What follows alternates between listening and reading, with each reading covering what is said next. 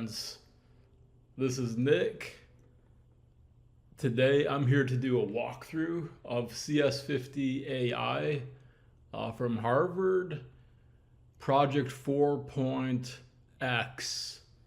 NIM. And in this project, we will make an AI that is devilishly good at the game of NIM. And to do so, we will use Q-learning. And this is a popular reinforcement learning algorithm. Q-learning enables agentic AI to learn optimal actions through trial and error by maximizing reward. So let's just jump right into the code. All right, I just downloaded the project and opened it here in VS Code. Now, starting on nim.py, I'm going to do more of a high-level overview of what's in the project. First, we've got this class here, nim, and this is representative of a game of nim. It's got things like the piles of stones, who the current player is, and the winner if there is one, 1 or 0, and player will be 1 or 0.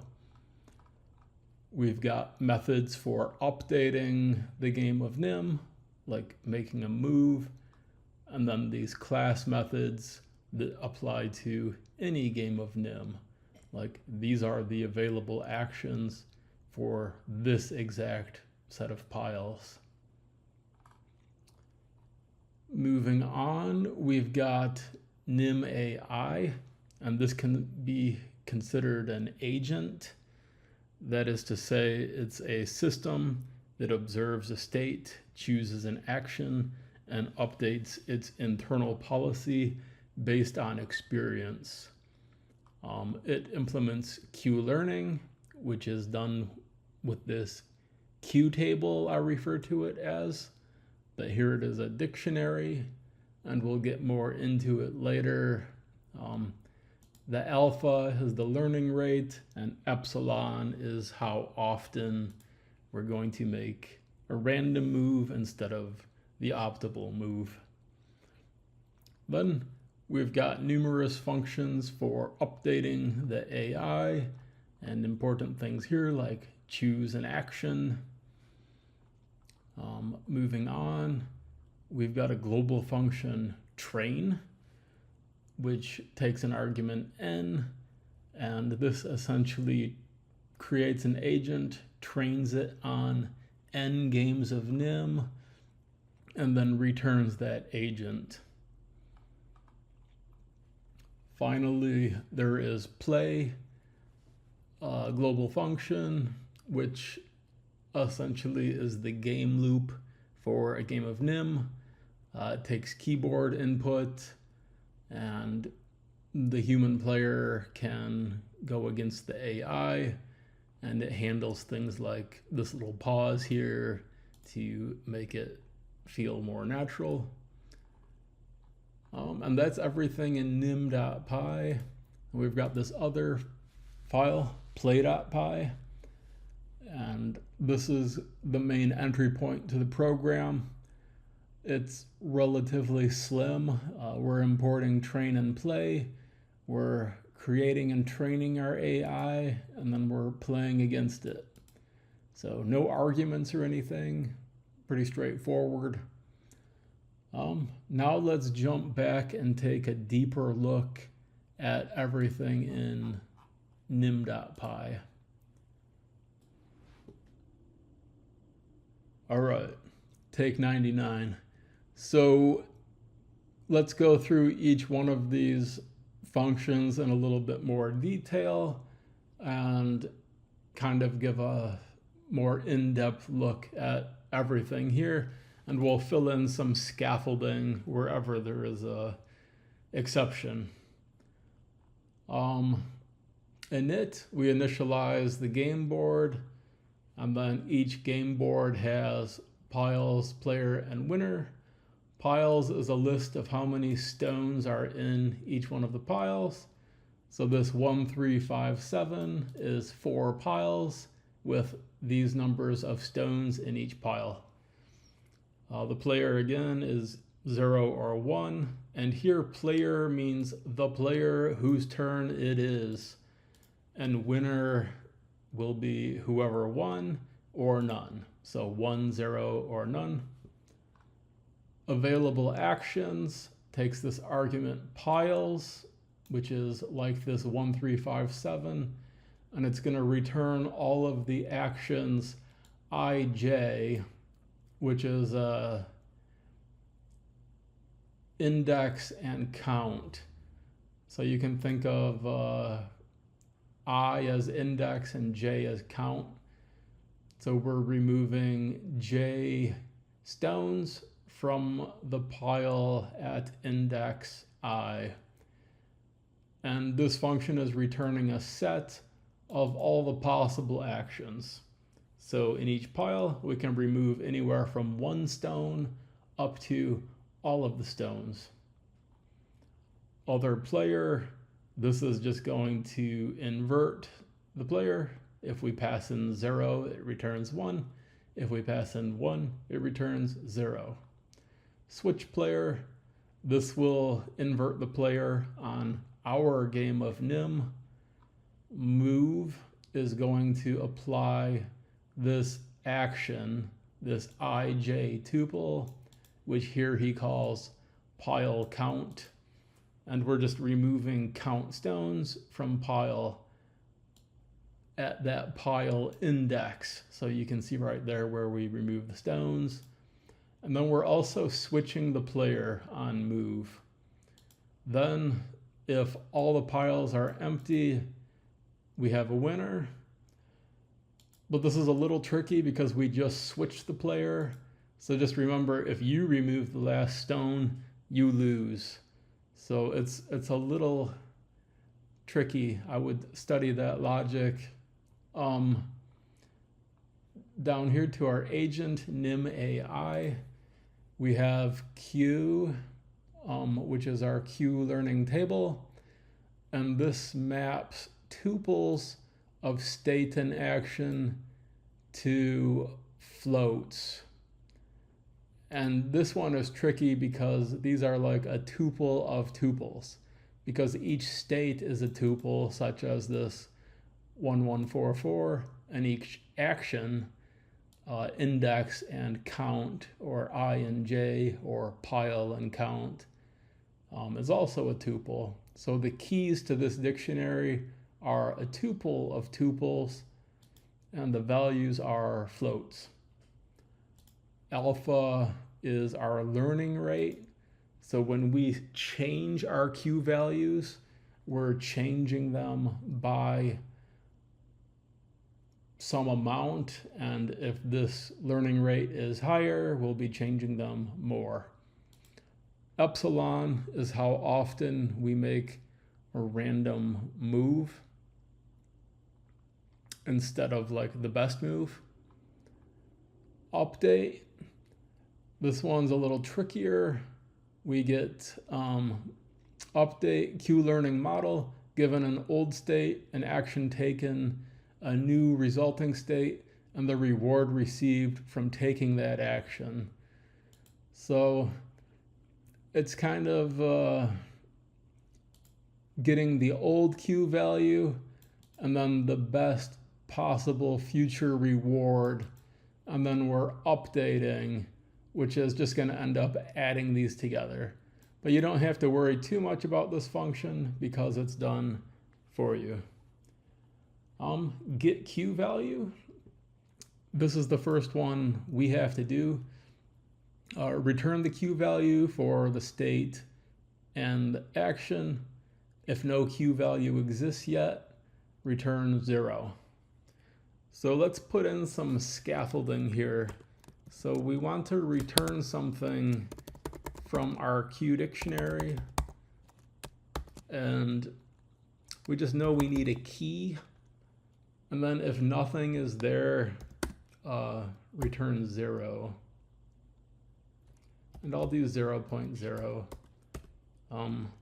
But for now, I'll just say key is like don't care or question mark. We'll fill it in later. Update Q values. So we update the Q value for the state, and the action, given the previous Q value, a current reward, and an estimate of future rewards. And we use this formula. So here we are ultimately updating the Q table.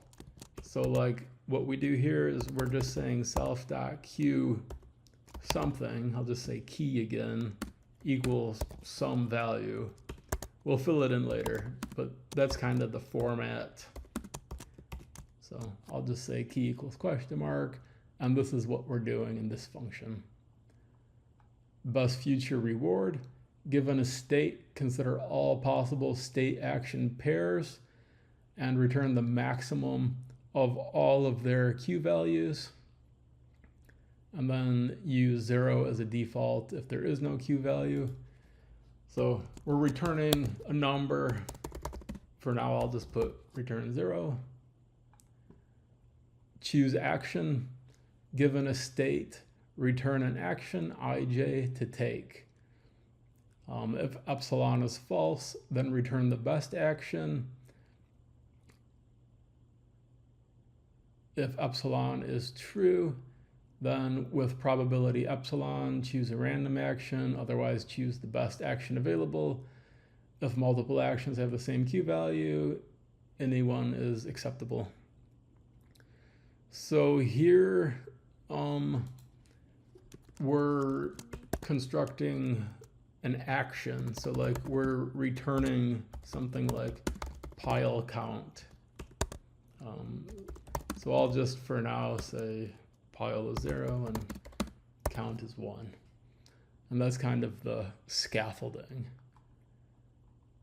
Now let's talk about train loop. And this is already done for us, but I'll still kind of walk through what it's doing. It is important to understand if you're implementing Q learning. So this is the training loop. Player, this is the agent we're going to train, and it begins with no knowledge, so just an empty Q table. And the training function's job is to fill in that Q table through experience when it plays against itself. So we're playing N games, and each game is a self-contained learning session. In each iteration of the loop, we're creating this new NIM game and this last dictionary. This structure is important because in Q learning, updates depend on 3 things. Number 1, the state you were in. Number 2, the action you took. And number 3, the state you ended up in. So this is the main game loop. So on each turn, we are snapshotting the current state and asking the AI to choose an action, which might be the best action, might be a random action. And this is where the exploration and exploitation come into play. Then we keep looping until the game ends. And on each iteration where the game doesn't end, we update with a Q value of 0. But you'll see this might still end up smearing some of those Qs into other states. And this is the main propagation mechanism. So this is really the heart of the project right here, but it is done for us, so that is very lucky. And then if the game is over, we're doing 2 updates. So we're punishing the loser and we're rewarding the winner with a Q value of -1 and 1 respectively. Negative is bad, positive is good. And then play, I won't go through play. So let's just start filling stuff in. All right, so let's start our real coding. And we can start with get Q value. We just need this key, which we have as a question mark right now. And since we're doing it in two places, here and here, we want those to be consistent. So this is a good candidate for a helper function. So I'm going to make def get Q key for self state action. And as it turns out, sometimes state will be a list. So what we can use for the key is a tuple of state and action.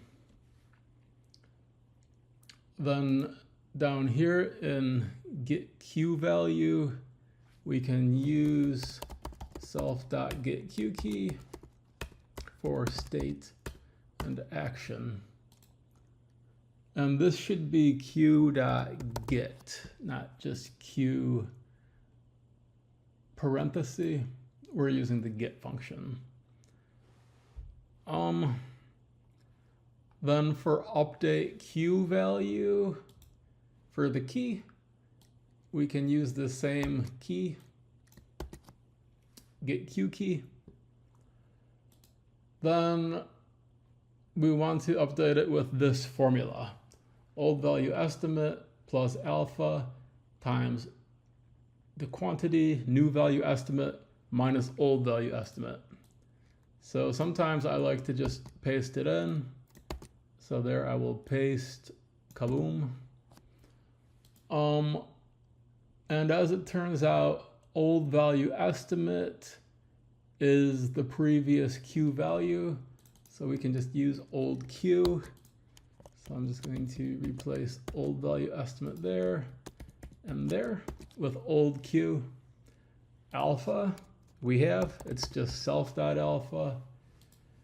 New value estimate, it tells us right here, and new value estimate is the sum of the current reward and estimated future rewards. So I like to make a variable for that. I'll just say new value estimate equals the sum of reward and future rewards. So reward plus future rewards. And we just replace this English with our variable. Then for best future reward, given a state, consider all possible state action pairs available and return the maximum of all their Q values. So what we need here is all of the actions from somewhere, and then we need the Q value of each of these actions, and then we need the maximum of these Q values. But it says if there are no available actions, return 0. So we can say or 0 there.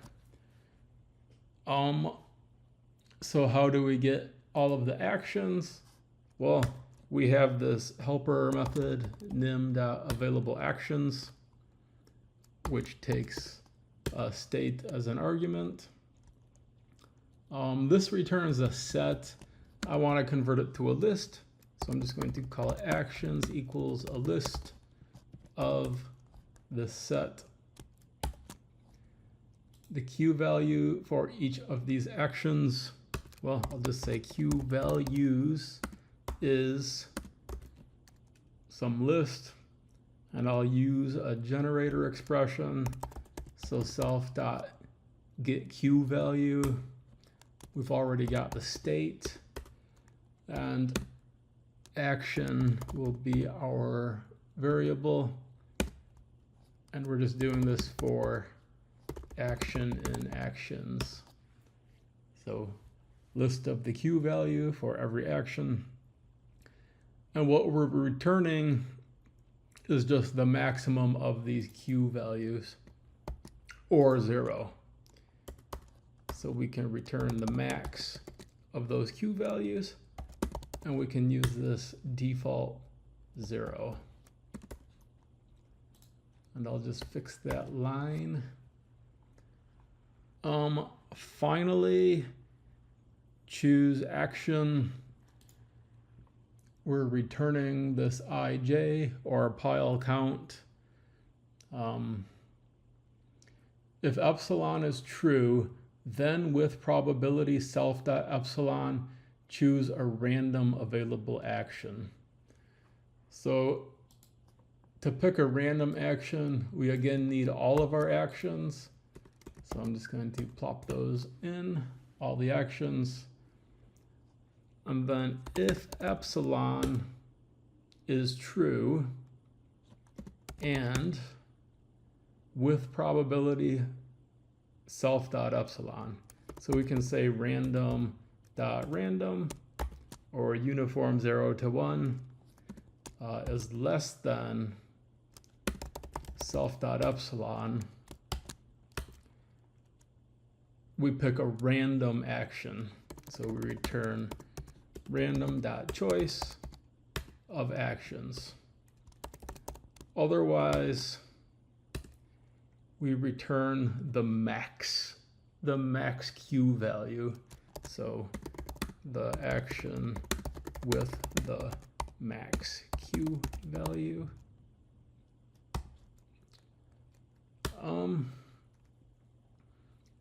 And we can do this with the max function.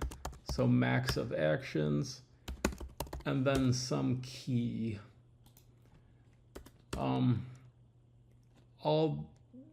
have that key just be the Q value, and we'll use a lambda. So sort key is a lambda equals lambda for action, and it's just going to be self.get Q value, self.get Q value for the state and the action. And now for key, we'll just use sort key. So then we can delete that scaffolding, and that pretty much should be it. I should be able to jump into play.py, and we just trained our nim. So say I want to take pile 3 and remove 6 stones. Then I want to take pile 3 and remove 1 stone.